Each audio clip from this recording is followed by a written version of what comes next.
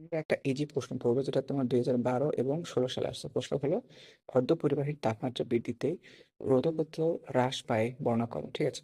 এখন এই প্রশ্নটা আমরা দুই ভাগে ভাগ করবো। একটা ভাগ হলো যখন আমরা তাপমাত্রা বাড়াইনি তখনের অবস্থা, এবং যখন আমরা তাপমাত্রা বাড়িয়েছি তখন অবস্থা। তাপমাত্রা বাড়ানোর আগের অবস্থা হলো পরমশূন্য তাপমাত্রা, এবং তাপমাত্রা বাড়ানোর পরের অবস্থা হলো পরমশূন্য তাপমাত্রার উপরে। ঠিক আছে? এখন আমরা পড়ি যে এখানে বলছে যে তোমার পরমাণু তাপমাত্রায় পরিবাহীর পরমাণু দ্বারা সকল ইলেকট্রন দৃঢ়ভাবে আবদ্ধ থাকে। যেমন এইখানে ছবিটা দেখতে পাচ্ছ যে ইলেকট্রনগুলো একে অপরের সাথে দৃঢ়ভাবে আবদ্ধ। ভ্যালেন্স ইলেকট্রনগুলো সঙ্গে বন্ধন গঠন করে।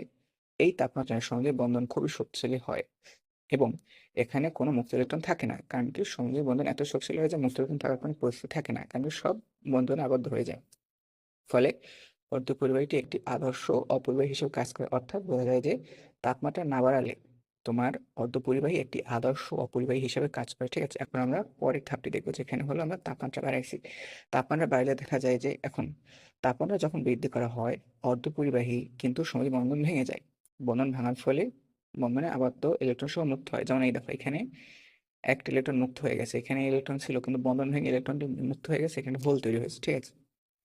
এখন যেহেতু আমরা বুঝতে পারি যে তাপমাত্রা দেওয়ার পর বন্ধন ভেঙে যায় এবং ইলেকট্রন মুক্ত হয়, এখন অর্ধপরিবাহী ক্রিস্টালে বিভব পার্থক্য অর্থাৎ আমাদের চার্জ প্রয়োগ করি।